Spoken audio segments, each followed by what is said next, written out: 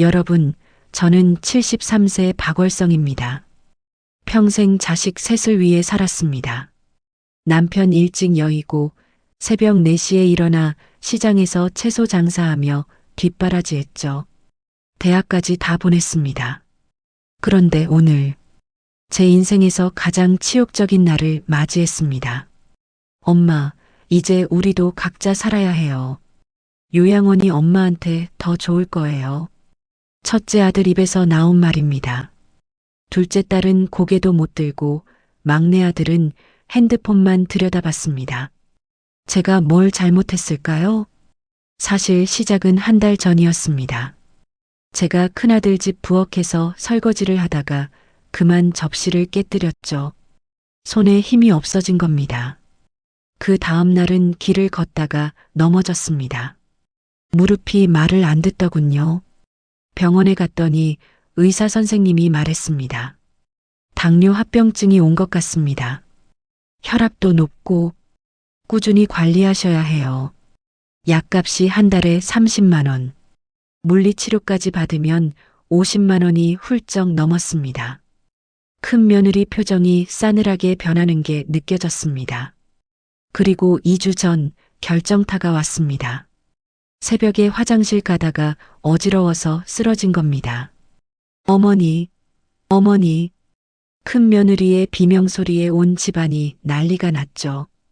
119를 불렀고 응급실까지 갔다 왔습니다. 다행히 큰일은 아니었지만 그날 밤 제 방 앞에서 들린 대화를 잊을 수가 없습니다.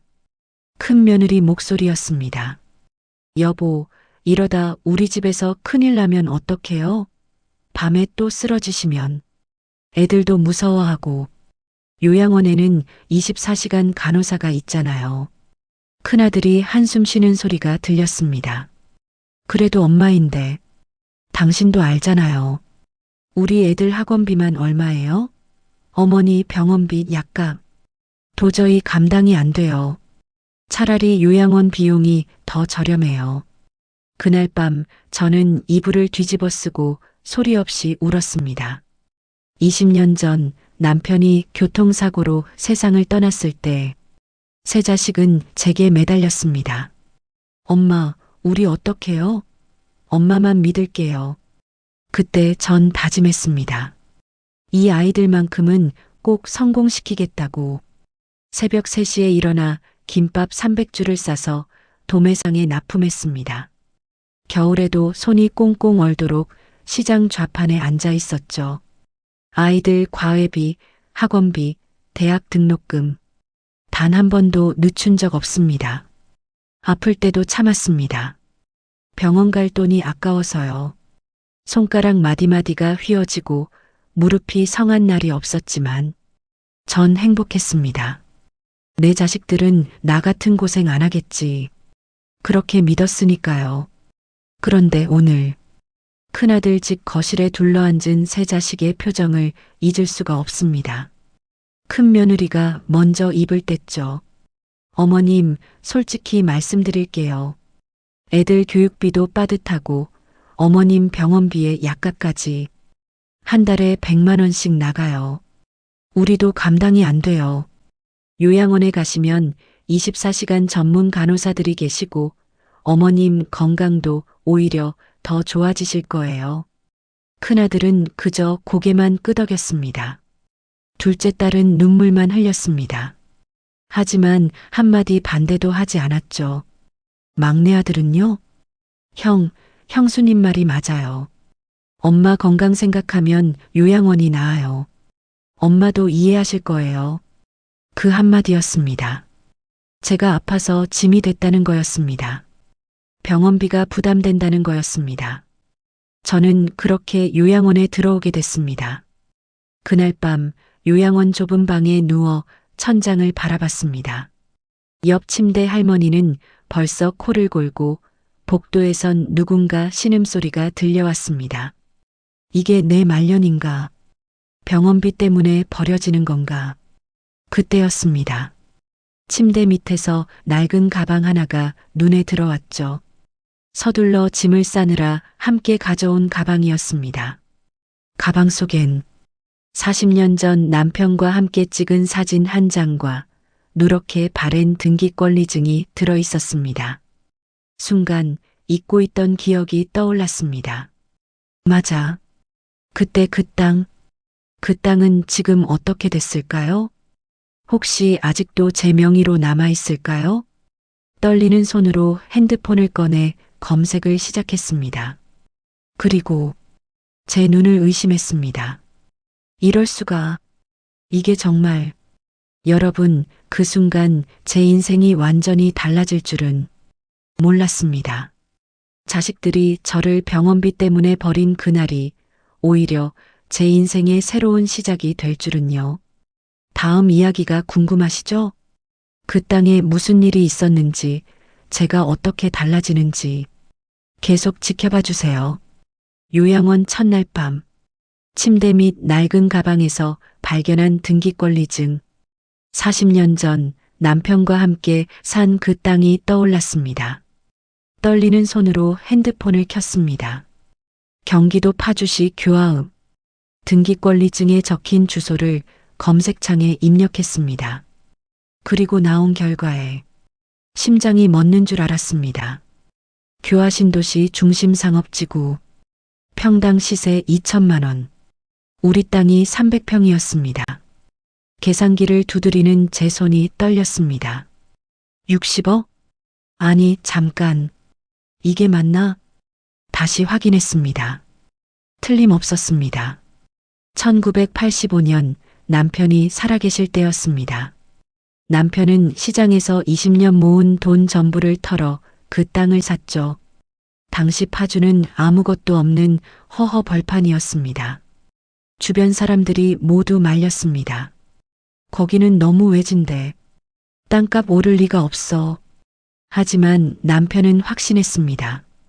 여보, 이 땅은 언젠가 금값이 될 거야. 우리 자식들 유산으로 남기는 거야.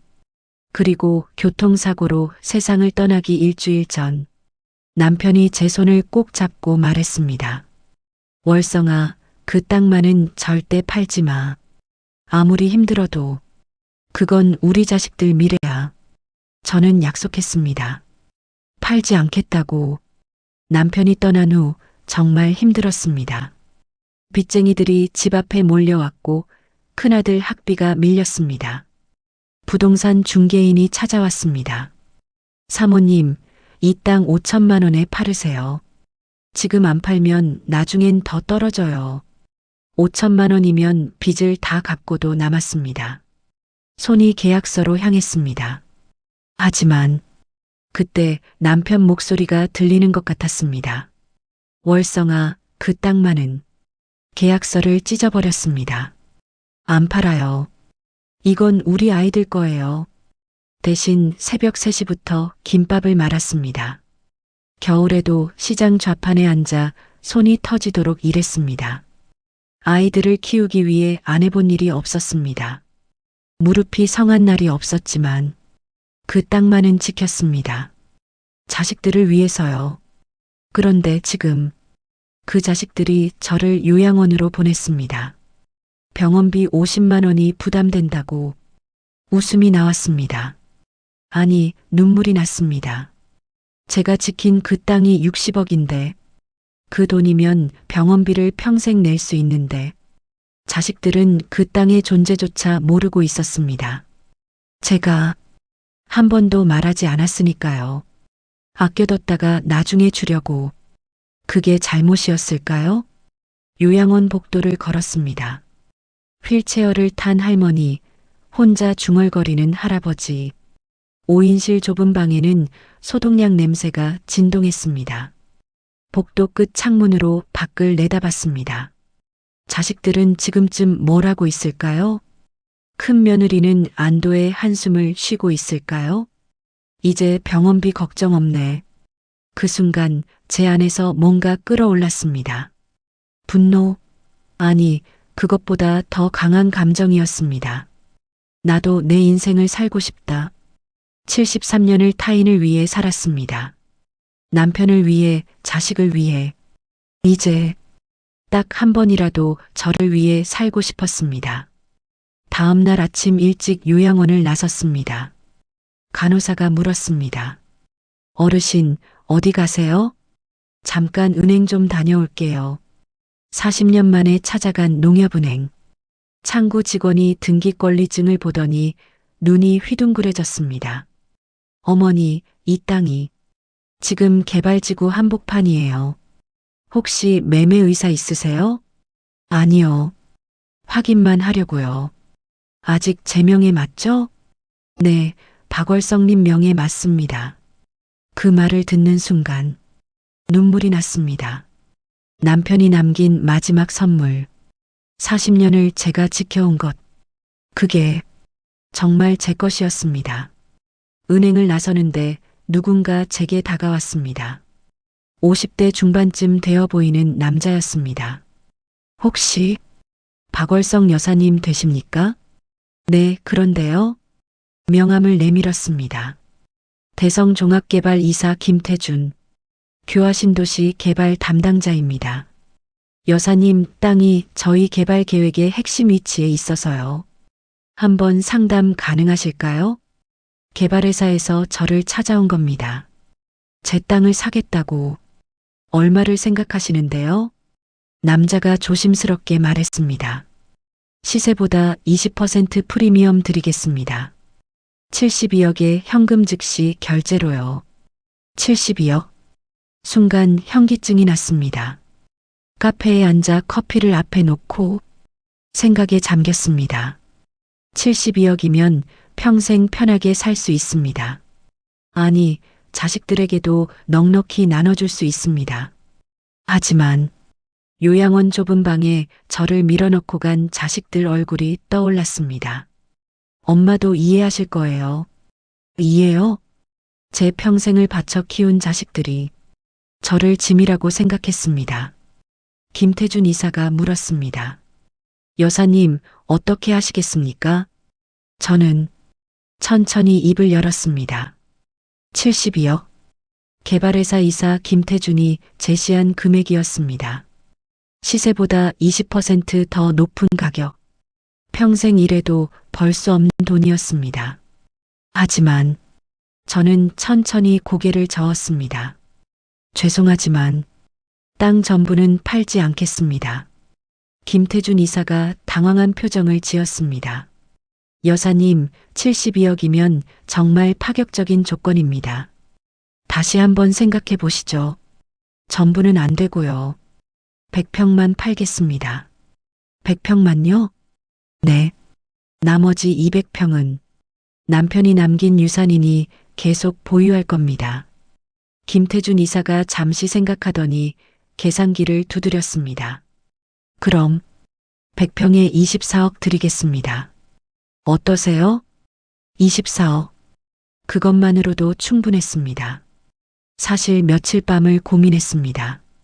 요양원 침대에 누워 천장만 바라보며 생각했죠. 전부 팔아야 하나? 아니면 그때 남편 목소리가 들리는 것 같았습니다. 월성아, 그 땅은 우리 자식들 미래야.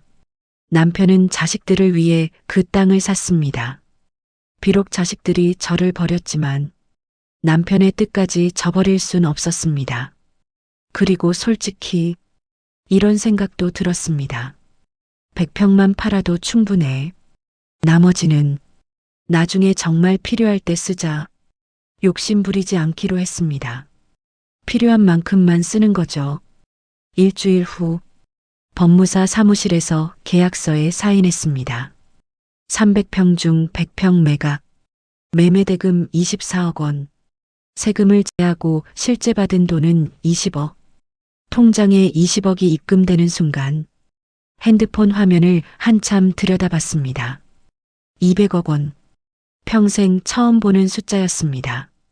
눈물이 날 것 같았지만 참았습니다. 이제는 울지 않기로 했으니까요. 그날 오후 요양원 원장실로 갔습니다. 원장님, 퇴소하려고 합니다. 원장이 놀란 표정으로 물었습니다. 어르신, 갑자기 무슨 보호자분들과 상의는 하셨어요? 제 인생인데 왜 자식들 허락을 받아요? 제가 알아서 할 겁니다. 원장이 난처한 표정을 지었습니다. 그래도 절차상 보호자 동의가. 원장님, 저는 핸드폰을 꺼내 통장 잔액을 보여줬습니다. 원장의 눈이 커졌습니다. 제가 이 정도면 제 인생 책임질 수 있지 않을까요? 30분 후 퇴소 서류에 사인했습니다. 짐을 챙기는데 큰아들에게서 전화가 왔습니다. 엄마, 요양원에서 연락 왔는데 퇴소한다고요? 갈 곳도 없으면서 무슨. 걱정 마. 엄마 갈 곳 있어. 어디요? 설마 또 우리 집으로 오시려고. 그 말에 웃음이 나왔습니다. 안 가겠다는데도 못 오게 할 기세네요. 아니, 엄마 혼자 살 거야. 집 하나 구했어. 집이요? 엄마 무슨 돈으로. 월세도 못 내실 텐데. 걱정 마. 엄마가 알아서 할게. 에휴, 나중에 또 돈 달라고 하시는 거 아니죠? 가슴이 철렁 내려앉았습니다. 돈 달라고? 평생 자식들 뒷바라지하느라 손 한 번 벌려본 적 없는 제가요?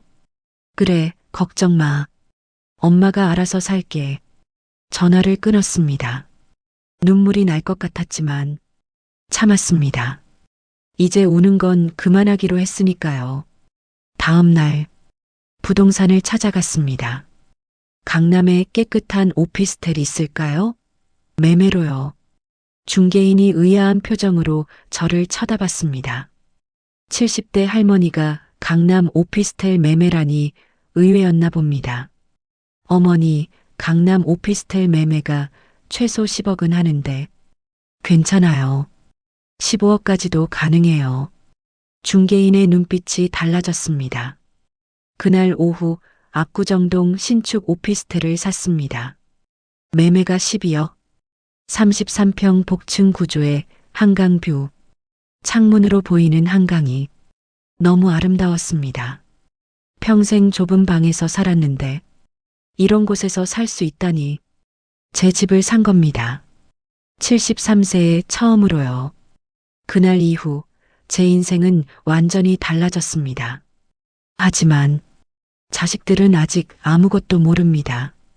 엄마가 강남에 12억짜리 집을 샀다는 것도, 엄마가 한복 장인으로 다시 태어난 것도, 엄마에게 아직도 40억짜리 땅이 남아있다는 것도, 그들이 이 사실을 알게 되는 날, 어떤 일이 벌어질까요?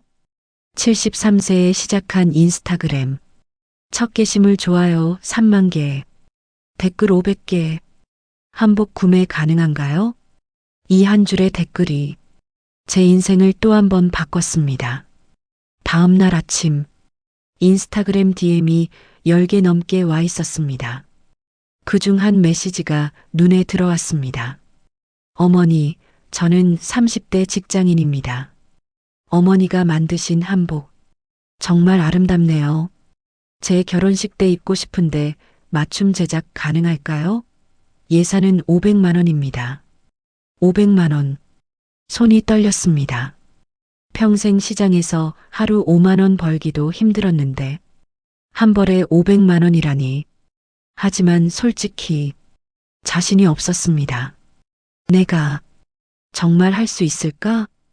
고민 끝에 답장을 보냈습니다. 해보겠습니다. 최선을 다하겠습니다.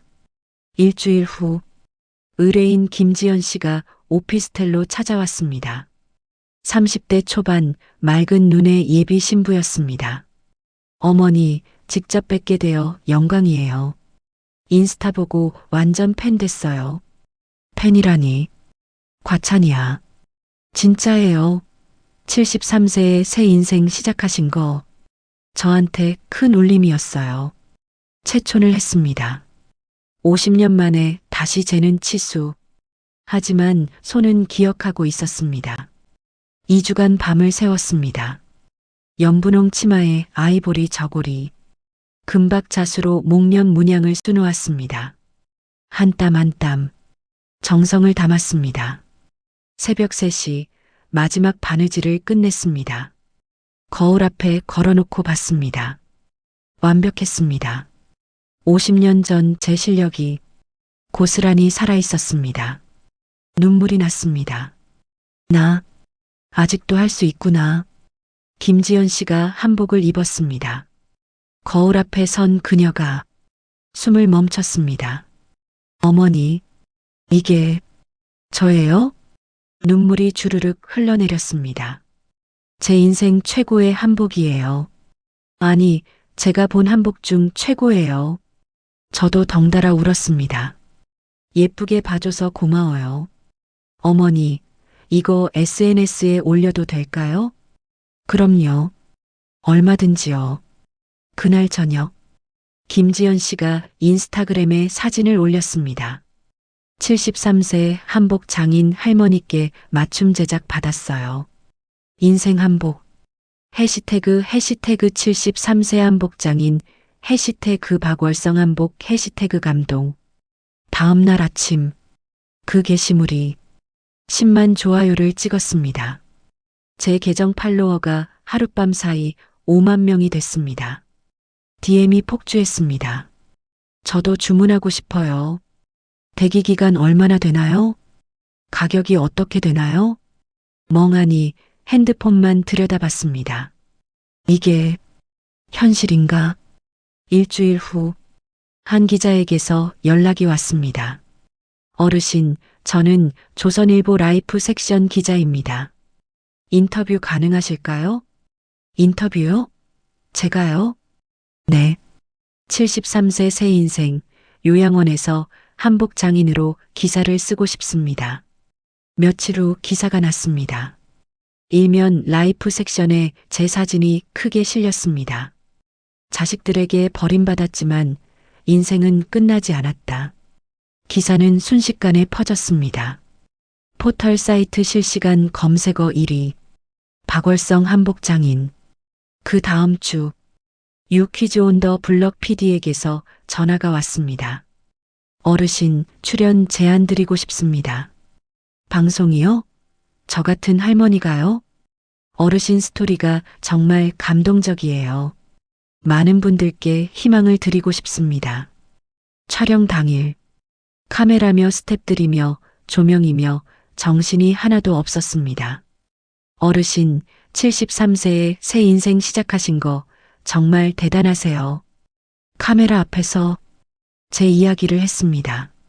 남편을 일찍 여의고 자식 셋을 키운 이야기, 요양원으로 보내진 이야기, 그리고 다시 일어선 이야기. 단, 땅 이야기는 하지 않았습니다. 아직 자식들이 모르니까요. 방송이 나간 다음 날, 시청률 7.8%, 역대 최고 시청률이었습니다. SNS가 난리 났습니다. 박월성 할머니 보고 울었어요. 우리 엄마한테도 보여드렸어요. 73세에도 늦지 않다는 걸 보여주셔서 감사해요. 팔로워가 50만 명을 넘었습니다. 주문이 6개월치가 밀렸습니다. 혼자서는 감당이 안 됐습니다. 고민 끝에 결정했습니다. 제대로 된 공방을 차려야겠어. 청담동에 50평 작업실을 얻었습니다. 보증금 2억, 월세 500만 원. 재봉틀 10대를 들여놓았습니다. 그리고 직원을 뽑았습니다. 한복에 관심 있는 젊은 친구들, 20대부터 40대까지 5명. 박월성 한복 공방 간판을 달았습니다. 73세의 사장이 된 겁니다. 어느 날 오후 공방 문이 열렸습니다. 어머니, 깜짝 놀라 고개를 들었습니다. 둘째 딸 미영이었습니다. 요양원 보낸 이후 처음 보는 얼굴이었습니다. 미영아, 어떻게? 엄마 방송 봤어요. 온 나라가 난리예요. 엄마가 유명인이 됐어요. 얼떨떨했습니다. 그냥 열심히 살았을 뿐인데. 미영이가 공방을 둘러봤습니다. 고급 재봉틀, 정리된 원단들, 일하는 직원들. 엄마, 이게 다 엄마 거예요? 이 공방도? 응, 엄마가 차린 거야. 돈은 어떻게 마련하셨어요? 순간 침묵이 흘렀습니다. 뭐라고 대답해야 할까요? 땅판 이야기를 해야 할까요? 아직 때가 아닌 것 같았습니다. 그냥 방송 출연료하고 한복 판 돈으로 거짓말은 아니었습니다. 실제로 한복 주문으로만 한 달에 3천만 원씩 벌고 있었으니까요. 미영이가 미안한 표정을 지었습니다. 엄마, 그때 요양원 보낸 거 미안해요. 됐어. 다 지난 일이야. 오빠한테도 연락했어요. 엄마 보러 오고 싶대요. 마음이 복잡했습니다. 방송 타고 유명해지니까 이제 찾아오는구나. 미영아. 네, 엄마. 엄마는 이제 바빠. 주문도 많고 직원들도 관리해야 하고. 알아요. 그래서 제가 도와드릴까 해서요. 공방 일도 배우고. 고개를 저었습니다. 아니야. 엄마 혼자 할 수 있어. 하지만 미영아, 엄마는 이제 엄마 인생을 살고 싶어. 너희들 눈치 안 보고 말이야. 미영이가 당황한 표정을 지었습니다. 엄마, 그게 무슨... 가봐. 엄마 바빠. 딸을 돌려보낸 후 창밖을 바라봤습니다. 예전 같았으면 자식이 찾아오면 반가워 어쩔 줄 몰랐을 겁니다. 하지만 이제는 달랐습니다. 방송 타니까 찾아오고 돈 버니까 관심 갖고 이게 진짜 가족일까요? 며칠 후 큰아들과 막내아들도 연락이 올 겁니다. 그들에게 뭐라고 말해야 할까요? 그리고 아직도 숨겨둔 40억짜리 땅. 언제 이야기해야 할까요? 둘째 딸 미영이를 돌려보낸 지 3일 후 예상했던 대로 전화가 왔습니다. 큰아들 재훈이었습니다. 엄마, 나야. 재훈이. 그래. 엄마 방송 봤어. 대박이더라.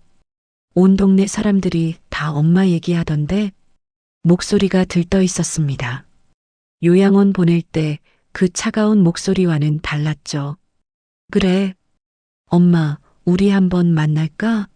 오랜만에 밥이나 같이 먹자. 바빠서 힘들 것 같은데. 에이, 엄마 그래도 시간 좀 내봐. 가족인데. 가족. 그 단어가 이상하게 들렸습니다. 요양원 보낼 땐 가족이 아니었나요? 일주일 후 세 자식이 모두 모였습니다. 압구정 고급 한정식집. 제가 예약하고 제가 냈습니다. 1인당 15만 원짜리 코스. 예전 같았으면 상상도 못할 일이었죠. 큰아들 재훈, 둘째 딸 미영, 막내 아들 민수. 모두 어색한 표정으로 앉아 있었습니다. 재훈이가 먼저 입을 뗐습니다.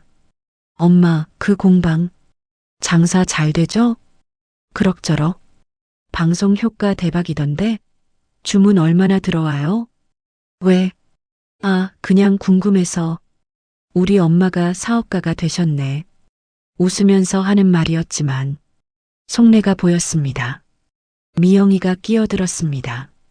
엄마, 저 공방 일 도와드릴게요. 회계 같은 거 제가 할 수 있어요. 됐어. 직원 있어. 그래도 가족이 하는 게 낫잖아요. 막내 민수는 눈치만 보고 있었습니다. 식사를 마치고 커피를 마실 때였습니다. 재훈이가 본론을 꺼냈습니다. 엄마, 솔직히 말할게요.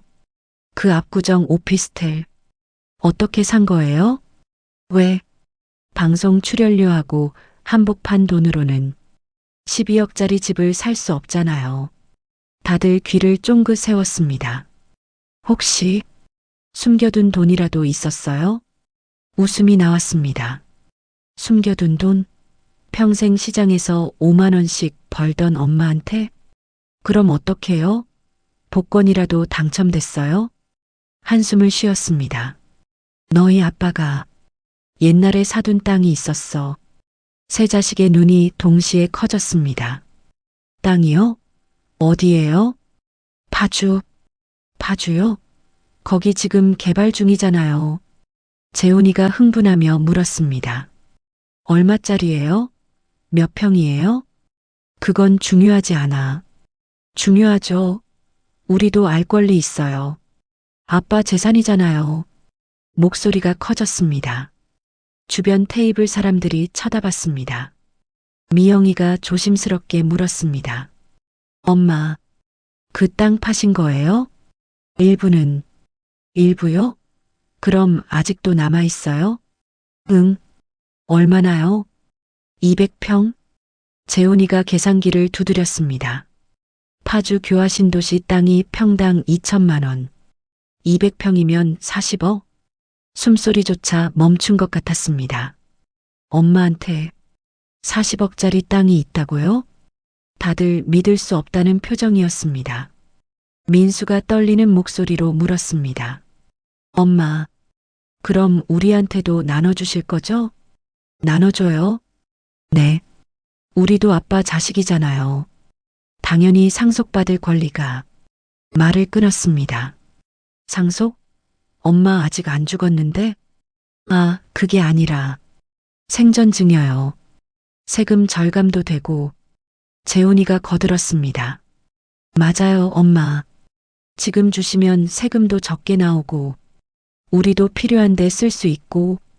필요한데? 저희도 애들 교육비, 집 대출 이자 다 빠듯해요. 참았던 감정이 터졌습니다. 그래서 날 요양원 보냈잖아. 목소리가 커졌습니다. 병원비 50만 원이 부담돼서 나를 짐이라고 생각해서. 재훈이가 당황했습니다. 엄마, 그건 오해고. 오해? 내가 직접 들었어. 큰 며느리가 한 말. 우리도 감당 안 된다고. 그때는 상황이 그랬고. 상황? 지금은 상황이 달라졌지? 엄마한테 돈이 있으니까? 미영이가 눈물을 흘렸습니다. 엄마, 진짜 미안해요. 우리가 잘못했어요. 미안하면 다야? 나 요양원에서 얼마나 울었는지 알아? 테이블에 침묵이 흘렀습니다. 저는 세 자식을 차례로 쳐다봤습니다. 하나만 물어볼게. 솔직하게 대답해. 네. 만약에 말이야. 엄마한테 돈이 하나도 없었으면 그래도 오늘 이렇게 날 찾아왔을까? 아무도 대답하지 못했습니다. 만약에 엄마가 그냥 요양원에서 쭉 살았으면 연락이라도 했을까? 미영이가 고개를 숙였습니다. 재훈이는 시선을 피했습니다. 민수는 핸드폰만 들여다봤습니다. 그 침묵이 답이었습니다. 자리에서 일어났습니다. 오늘 식사비는 엄마가 낼게. 1인당 15만 원, 총 60만 원. 엄마가 한 달 버는 돈에 비하면 별거 아니야. 가방을 들었습니다. 그리고 말이야. 세 자식을 쳐다봤습니다. 그 40억짜리 땅. 너희 줄 생각 없어. 엄마, 아빠가 자식들 위해 샀다고? 맞아. 하지만 효도하는 자식들 위해서였지. 엄마를 요양원에 쳐넣는 자식들 위해서가 아니야. 재훈이가 벌떡 일어났습니다. 엄마, 그럼 그 돈 어떻게 하시게요? 엄마가 쓸 거야. 엄마 남은 인생 위해서. 하지만, 그리고 나중에 엄마 죽으면 전부 기부할 거야. 기부요? 응. 불우한 노인들 위해서. 나처럼 자식한테 버림받은 할머니, 할아버지들 위해서. 미영이가 울먹였습니다. 엄마, 우리가 그렇게까지 나빴어요? 나빴지. 엄마를 사람으로 안 봤어. 그냥 짐으로만 봤어. 100만 원을 꺼내 테이블에 탁 내려놓았습니다. 계산하고 가. 엄마는 먼저 갈게. 한강공원 벤치에 앉았습니다. 가슴이 답답했습니다. 자식들, 정말 돈 때문에 온 걸까요? 아니길 바랬지만 현실은 명확했습니다. 핸드폰이 울렸습니다. 재훈이었습니다. 받지 않았습니다. 미영이 문자. 엄마 미안해요. 진심이에요. 민수 카톡. 엄마, 우리 다시 생각해봐요. 다시 생각? 뭘 다시 생각하라는 걸까요? 해가 지고 있었습니다. 한강 위로 노을이 아름답게 번졌습니다. 73년을 살면서 이렇게 노을을 제대로 본 적이 있었나요? 항상 바빴습니다. 남편 위에, 자식 위에, 생계 위에. 이제는 저를 위해 살고 싶습니다. 자리에서 일어났습니다. 오피스텔로 돌아가는 길, 편의점에 들러 와인 한 병을 샀습니다. 평생 처음 사보는 와인이었습니다. 집에 와서 혼자 한 잔 마셨습니다. 쌉싸래했지만 나쁘지 않았습니다. 그날 밤 결심했습니다. 자식들에게 기대지 않기로, 자식들 눈치 보지 않기로, 오롯이 제 인생만 살기로. 하지만 며칠 후 뜻밖의 일이 벌어집니다. 큰 며느리가 공방으로 찾아온 겁니다. 그것도 친정엄마와 함께. 그들이 제게 한 말은 상상도 못할 요구였습니다. 자식들에게 40억 땅을 사회에 기부하겠다고 선언한 지 사흘 후 평소처럼 공방에서 한복 작업을 하고 있었습니다. 오후 3시쯤 공방 문이 열렸습니다. 어머니, 고개를 들었습니다. 큰 며느리 윤이었습니다. 그런데 혼자가 아니었습니다. 60대 후반으로 보이는 여자가 함께였죠. 누구세요? 큰 며느리가 어색하게 웃었습니다. 어머니, 저희 친정어머니세요. 인사드리러 왔어요. 친정어머니? 결혼 20년 만에 처음 보는 얼굴이었습니다. 얼굴에 얼마나 손을 댔는지 도통 다른 사람이 되어 알아볼 수가 없었습니다. 뭔가 수상했습니다. 사돈 안녕하셨어요. 공손하게 인사했습니다. 하지만 눈빛은 공손하지 않았습니다. 공방을 휙휙 둘러보더군요. 고급 재봉틀, 진열된 한복들, 넓은 작업 공간. 사돈, 공방 정말 잘 꾸미셨네요. 방송에서 본 것보다 훨씬 좋은데요? 그런가요? 자리 좀 괜찮으시면 잠깐 얘기 좀 나눌 수 있을까요? 불길한 예감이 들었습니다. 하지만 거절할 수도 없었습니다. 사무실로 안내했습니다. 차를 내오려는데 윤희가 손살을 쳤습니다. 괜찮아요, 어머니. 오래 안 걸릴 거예요. 안사돈이 바로 본론을 꺼냈습니다. 사돈, 제가 직접적으로 말씀드릴게요. 재훈이한테 들었습니다. 파주에 땅이 있으시다고. 네. 40억 정도 된다면서요? 그건 왜요? 사돈, 애들이 참 힘듭니다. 손주들 교육비에, 집 대출 이자에. 아, 이거구나. 사돈이 계속했습니다. 재훈이가 장남이잖아요. 당연히 제일 많이 받아야죠. 제일 많이요? 네. 보통 장남이 절반 받는 게 관례 아닙니까? 윤희가 거들었습니다. 어머니, 저희가 어머니 모시겠습니다. 다시 저희 집으로 오세요. 웃음이 나왔습니다. 요양원 보내놓고? 그건, 그때는 상황이 그랬고요. 사돈이 끼어들었습니다. 과거는 잊으시죠. 앞으로가 중요한 거 아닙니까? 앞으로요? 네. 저희가 잘 모시면 되잖아요. 그 대신 땅은 재훈이 앞으로. 가만히 듣고 있던 제가 물었습니다. 그래서 오늘 온 이유가 뭔가요? 윤희가 가방에서 서류를 꺼냈습니다. 어머니, 이거 증여 계약서예요. 증여 계약서? 네. 어머니가 여기 사인만 하시면 됩니다. 파주 땅 200평 중 120평을 재훈이 앞으로. 서류를 받아들고 봤습니다. 계약서는 이미 다 작성되어 있었습니다. 날짜, 금액, 세부 조건까지 이미 준비해 오셨네요. 네. 변호사 통해서 완벽하게 준비했습니다. 사돈이 볼펜을 내밀었습니다. 어머님, 여기 사인만 하시면 됩니다. 서류를 테이블에 탁 내려놓았습니다. 안 합니다. 어머님? 저 요양원에서 나온 지 2달밖에 안 됐어요. 그동안 연락 한 번 없었잖아요. 윤희가 당황했습니다. 어머니, 그건 이제 와서 땅 달라고? 그것도 절반 넘게? 박정숙의 표정이 굳었습니다. 어머님, 저희도 먹고 살아야 하지 않습니까? 먹고 사는 건 나도 마찬가지예요. 어머님은 혼자시잖아요. 이렇게 큰 집에 돈도 많으신데 자식 좀 도와주셔야죠. 윤희가 목소리를 높였습니다. 어머니, 저희가 20년 동안 얼마나 고생했는데요. 명절 때마다 제사 지내고 어머니 병원 모시고 병원 모신 게 몇 번이나 되나요? 그건 정확히 3번이에요.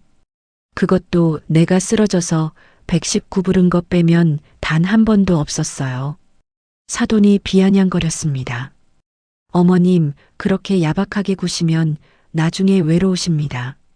자식이 누군데요? 자식이 뭔데요? 엄마 요양원 보내는 게 자식인가요? 그건 어쩔 수 없는 선택이었고, 선택? 병원비 50만 원 아끼려고 한 선택이요? 사돈의 태도가 돌변했습니다. 어머님, 솔직히 말씀드릴게요. 그 땅은 원래 아드님 것 아닙니까? 아드님 거? 아버님이 자식들 위해 사신 거잖아요. 어머님 명의일 뿐이지 실질적으론 재혼이 재산이에요. 말도 안 되는 소리 하지 마세요. 법적으로 따지면 그래요. 변호사한테 확인했습니다. 윤희가 거들었습니다. 어머니, 굳이 법적으로 다투고 싶지 않으시잖아요. 그냥 원만하게 주시면 안 돼요? 법적으로 다투겠다고? 어머니가 너무 고집 부리시면 어쩔 수 없죠. 일어섰습니다. 사무실 서랍에서 봉투 하나를 꺼냈습니다.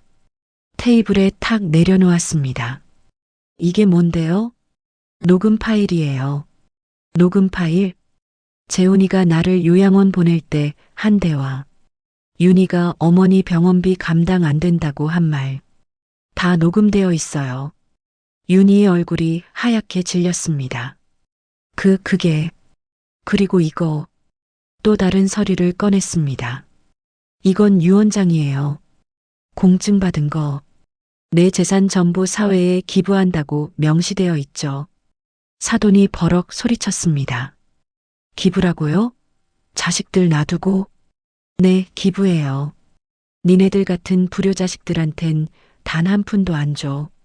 어머님, 그리고 말이죠. 법적으로 다투고 싶으세요? 좋아요. 해보시죠. 가방에서 명함을 꺼냈습니다. 이분이 내 변호사예요. 김앤장 법률사무소 대표 변호사. 상속 전문가죠. 윤희가 명함을 보더니 식은땀을 흘렸습니다. 저희가 이길 수 있을 것 같아요? 물론 당신들이 소송 걸 수는 있어요. 하지만 지면 소송 비용만 몇 천만 원 나가죠. 그리고 법정 싸움하는 동안 언론에 다 알려질 거예요. 유명 한복 장인 할머니 요양원 보낸 불효자식들이라고요. 사돈이 벌떡 일어났습니다. 윤희야, 가자. 이딴 데서 시간 낭비할 필요 없어. 어머니. 윤희가 마지막으로 애원했습니다. 어머니, 정말 한 푼도 안 주실 거예요? 응. 한 푼도. 그럼 저희는 어떻게 살라고. 너희가 알아서 사세요. 나도 73년 동안 알아서 살았어요. 어머니는 돈이 많으시니까. 많아요. 하지만 내가 번 거예요. 당신들 도움 하나 없이. 문을 열어줬습니다. 이제 나가주세요. 손님들 올 시간이에요. 두 사람이 나간 후 직원 미나가 조심스럽게 물었습니다. 사장님, 괜찮으세요? 응, 괜찮아. 손이 떨리시는데요. 내려다보니 정말 손이 떨리고 있었습니다. 분노 때문인지 슬픔 때문인지. 하지만 후회는 없었습니다. 미나야. 네, 사장님. 내가 잘한 거 맞지? 미나가 환하게 웃었습니다. 당연하죠. 사장님 완전 멋있으셨어요. 그날 저녁 집에 와서 소파에 누웠습니다. 온몸이 나른했습니다. 핸드폰이 울렸습니다. 인스타그램 DM이었습니다. 한 팔로워가 보낸 메시지였습니다. 사장님, 오늘 공방에 왔던 두 여자 저 근처 카페에서 봤는데 사장님 욕하더라고요. 녹음했어요. 들어보실래요? 파일을 열어봤습니다. 윤희 목소리가 들렸습니다. 미친 거 아니야? 40억을 기부한다고? 친자식들 놔두고? 안 사돈 목소리. 저 할망구 나중에 혼자 쓸쓸히 죽을 거야. 그때 후회해봤자 소용없어. 엄마 변호사 통해서 다시 한번 압박해 볼까요? 그래 해봐. 늙은이가 뭘 알아. 겁주면 금방 무너질 거야. 녹음 파일을 듣고 화가 났습니다. 아니, 화를 넘어서 확신이 들었습니다. 내 결정이 맞았구나. 이런 자식들한테 재산을 물려줬으면 평생 후회했을 겁니다. 다음 날, 저는 더 큰 결정을 내립니다. 재산 전부를 기부하는 것을 넘어서 아예 재단을 만들기로요. 박월성 노인 자립 재단. 버림받은 노인들이 다시 일어설 수 있도록 돕는 재단. 그리고 그 출범식에 자식들을 초대합니다. 그들이 그 자리에서 무슨 표정을 지을까요? 큰 며느리와 사돈이 뒤에서 저를 욕하는 녹음 파일을 들은 다음 날, 변호사 사무실을 찾아갔습니다. 김앤장 법률사무소 이정훈 변호사. 박 여사님, 재단 설립하시겠다고요? 네. 박월성 노인 자립 재단으로 하고 싶어요. 좋은 뜻이십니다. 기본 재산은 얼마 정도 생각하세요? 10억부터 시작하겠습니다. 그리고 제가 죽으면 남은 재산 전부 재단으로. 이정훈 변호사가 서류를 정리했습니다. 재단 목적은요? 자식들에게 버림받은 노인들의 자립을 돕는 거예요. 창업 자금, 교육비, 주거비. 다시 일어설 수 있게요. 변호사가 미소 지었습니다. 멋진 재단이 되겠습니다. 2주 후, 재단 출범식 날짜가 잡혔습니다. 서울 신라호텔 대연회장. 초대장을 준비했습니다. 언론사, 방송국, 사회유지들, 그리고 세 자식에게도 보냈습니다. 초대장 문구는 이랬습니다. 박월성 노인 자립 재단 출범식에 귀하를 초대합니다. 본 재단은 자식들에게 버림받은 노인들의 제2의 인생을 응원합니다. 설립자 박월성 마이너스. 자식들이 이 초대장을 받으면 어떤 표정을 지을까요? 출범식 당일 아침, 메이크업 아티스트가 집으로 왔습니다. 어머니, 오늘 주인공이시니까 최고로 예쁘게 해드릴게요. 거울을 봤습니다. 73세 할머니가 아니었습니다. 우아하고 당당한 한 사람의 사회사업가가 서 있었습니다. 명품 한복을 입었습니다. 제가 직접 만든 최고급 비단 한복, 진분홍 치마에 흰색 저고리, 금박 자수로 항문양, 완벽했습니다. 오후 2시 신라호텔 대연회장에 도착했습니다. 300명이 넘는 하객들, 기자들, 카메라들, 플래시가 터졌습니다. 박월성 여사님, 이쪽 봐주세요. 레드카펫을 걸었습니다. 73년 인생에서 처음 걸어보는 레드카펫. 떨렸지만 당당하게 걸었습니다. 연회장 입구에서 세 자식을 봤습니다. 큰아들 재훈, 둘째 딸 미영, 막내 아들 민수. 모두 정장을 차려입고 왔더군요. 재훈이 다가왔습니다. 엄마, 이게 무슨... 어서 오세요. 자리는 저쪽입니다. 엄마, 재단 설립이 무슨 소리예요? 우리한테 한마디도 없이 가족석 마련해뒀어요. 앉아 계세요. 냉정하게 말하고 돌아섰습니다. 뒤에서 윤희 목소리가 들렸습니다. 진짜 미쳤네. 10억을 재단에 넣다니. 사회자가 무대에 올랐습니다. 신사숙녀 여러분, 박월성 노인 자립 재단 출범식을 시작하겠습니다. 박수 소리. 영상이 나왔습니다. 제 인생 이야기를 담은 5분짜리 다큐. 20대 명동 한복집 수석 재단사. 남편 사고사 후 혼자 세 자식 키운 이야기. 요양원으로 보내진 날. 다시 일어선 73세의 재기. 한복 장인으로 SNS 스타가 된 이야기. 영상이 끝나자 연회장이 조용해졌습니다. 몇몇 사람들은 눈물을 닦았습니다. 제 차례였습니다. 단상에 올랐습니다. 마이크를 잡았습니다. 안녕하십니까? 박월성입니다. 박수. 73년을 살았습니다. 그중 50년을 타인을 위해 살았죠. 자식들을 쳐다봤습니다. 재훈이는 고개를 숙이고 미영이는 눈물을 흘리고 민수는 시선을 피했습니다. 남편을 위해, 자식을 위해 제 삶은 없었습니다. 그렇게 키운 자식들이 저를 요양원으로 보냈습니다. 장례가 술렁였습니다. 병원비 50만 원이 부담된다고요. 그날 요양원 침대에 누워 생각했습니다. 이게 내 말년인가 하고요. 하지만 포기하지 않았습니다. 남편이 남긴 땅 일부를 팔아 20억을 마련했고 자식들의 눈이 커졌습니다. 12억으로 집을 사고 한복 공방을 차렸습니다. 73세에 새 인생을 시작한 거죠. 박수가 터졌습니다. 그런데 신기하게도 제가 성공하니까 자식들이 찾아왔습니다. 장례가 다시 조용해졌습니다. 40억짜리 땅이 남아있다는 걸 알고는 증여하라고 요구했죠. 재훈이가 벌떡 일어났습니다. 엄마, 그건 경호원이 제지했습니다. 저는 그 요구를 거절했습니다. 대신 이 재단을 만들었습니다. 박월성 노인 자립 재단. 저처럼 자식들에게 버림받은 노인들을 위한 재단입니다. 우레와 같은 박수. 초기 기본 재산 10억 원. 그리고 제가 죽으면 남은 재산 전부를 이 재단에 기부할 것입니다. 노인들도 꿈꿀 권리가 있습니다. 다시 시작할 권리가 있습니다.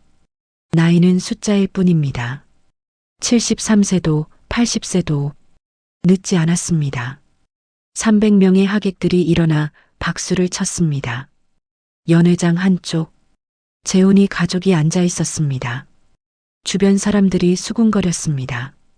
저 사람들이 어머니 요양원 보낸 자식들이래. 50만 원 때문에? 말도 안 돼. 이제 40억은 물 건너갔네. 전부 재단으로 가는 거잖아. 윤희가 재훈의 팔을 잡아당겼습니다. 여보, 나가요. 여기 더 있으면 미칠 것 같아. 하지만 움직일 수 없었습니다. 모든 시선이 그들을 향했으니까요. 미영이는 손수건으로 얼굴을 가렸습니다. 민수는 핸드폰만 들여다봤습니다. 그때 무대에 한 할머니가 올랐습니다. 78세 김옥순 할머니.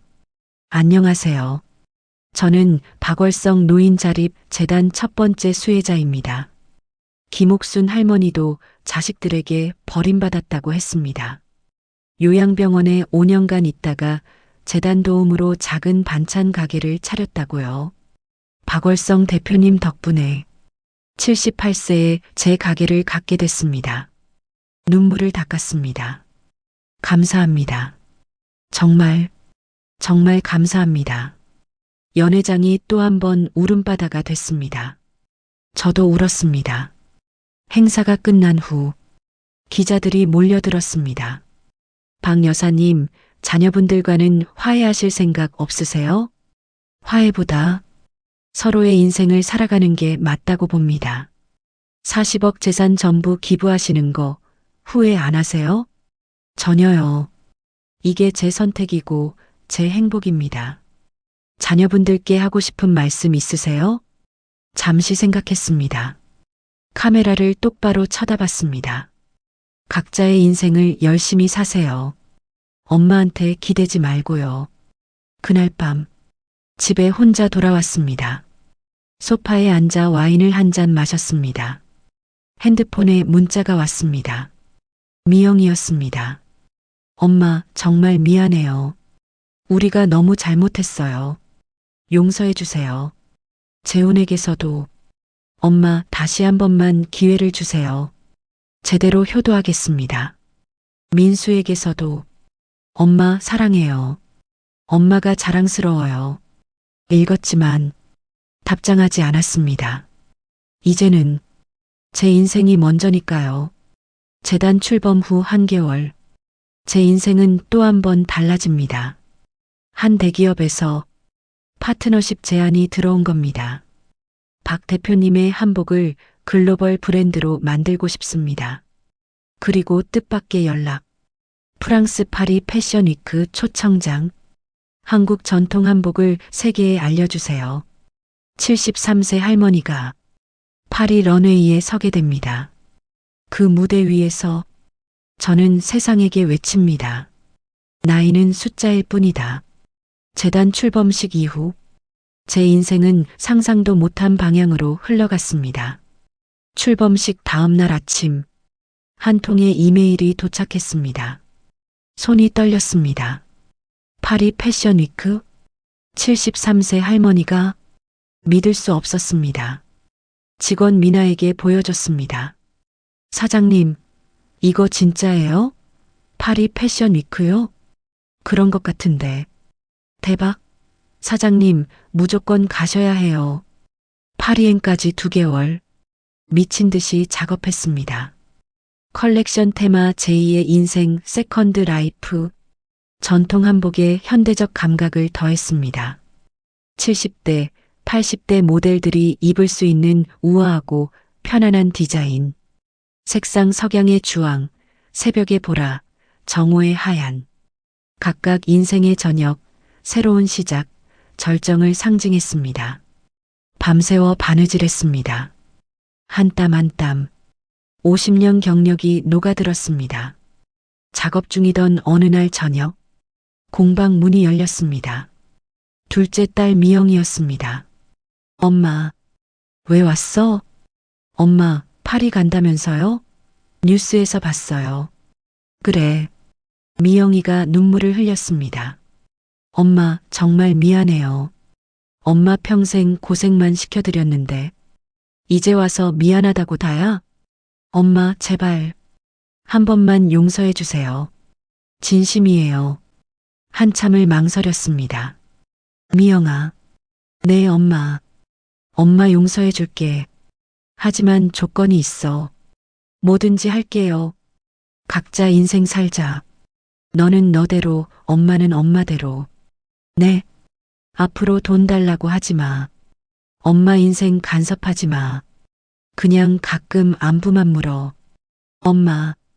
그게 진짜 가족이야. 서로 짐 지우지 않고 각자 당당하게 사는 거. 미영이가 고개를 끄덕였습니다. 알겠어요, 엄마. 그렇게 할게요. 처음으로 딸을 안아줬습니다. 2개월 후 인천공항.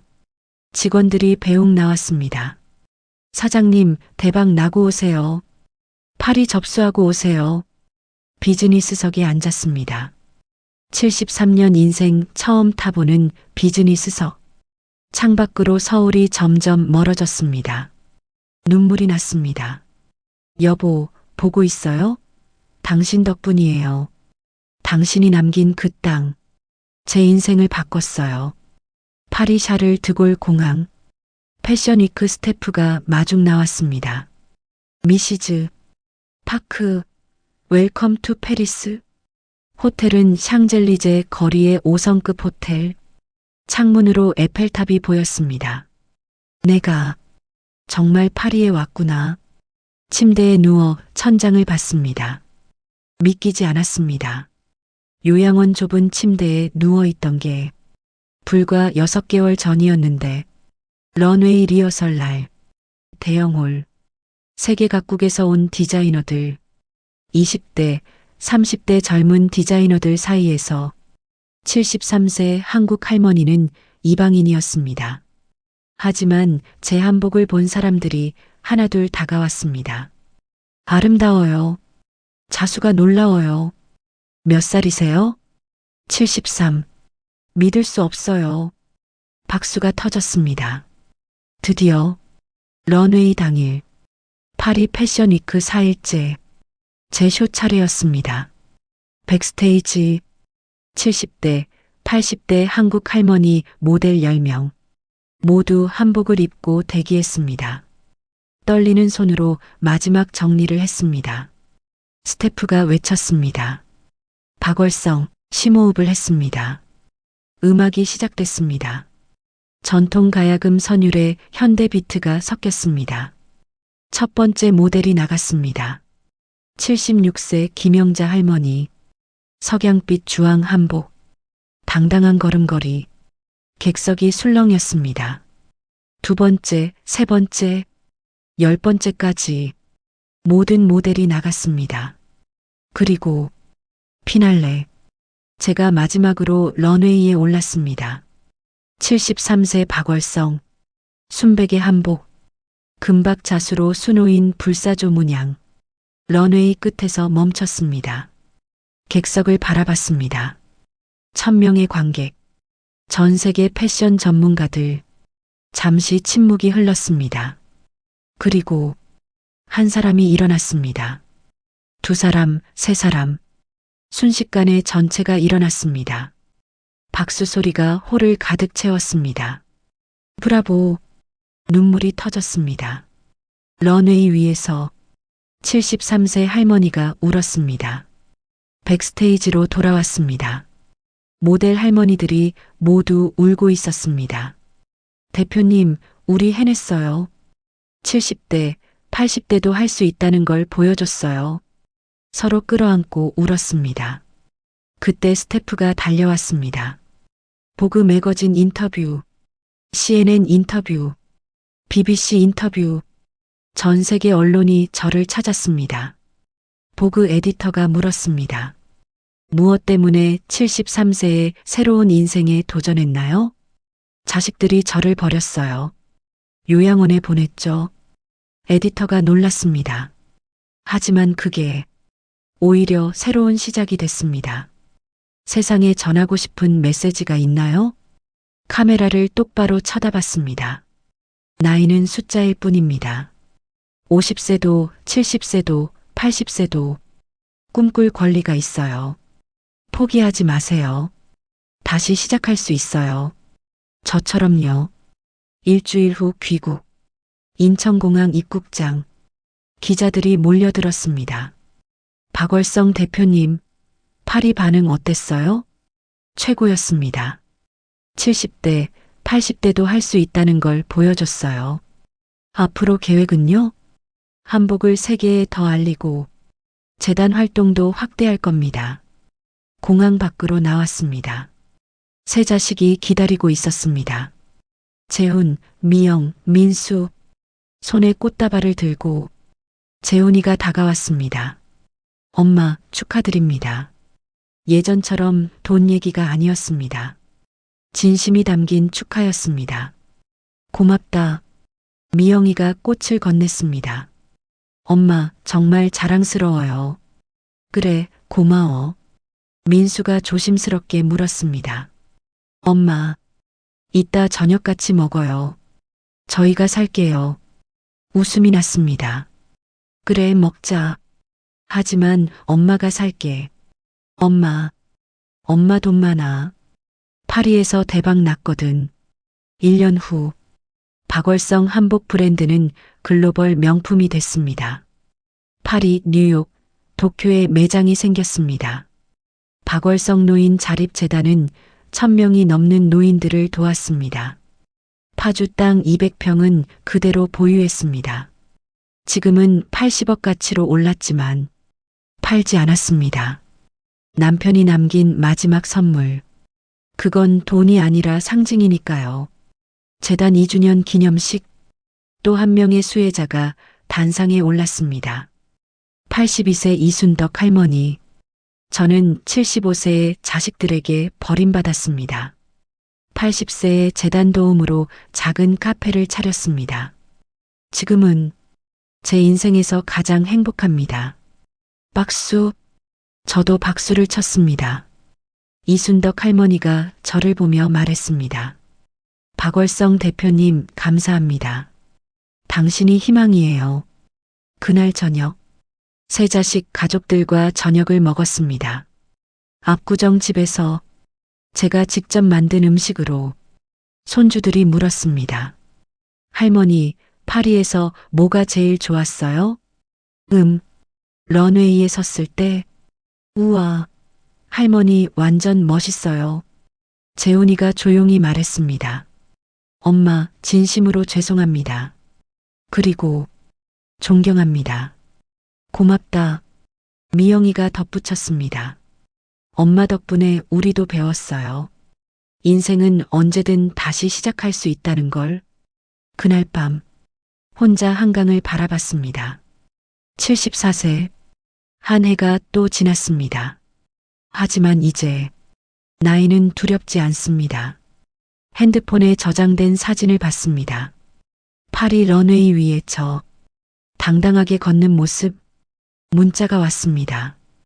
프랑스 루브르 박물관에서 한복 전시회 개최 제안.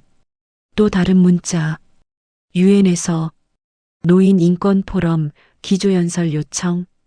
웃음이 났습니다. 74세 할머니가 이제 글로벌 인사가 됐네요. 여러분, 제 이야기를 들어주셔서 감사합니다. 73세의 요양원에서 쫓겨난 할머니.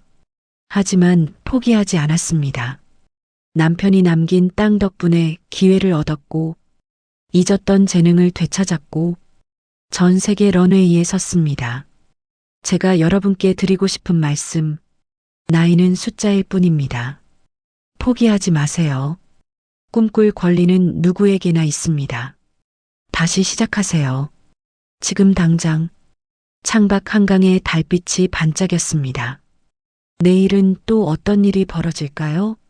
74세 박월성의 인생은 이제 막 시작입니다.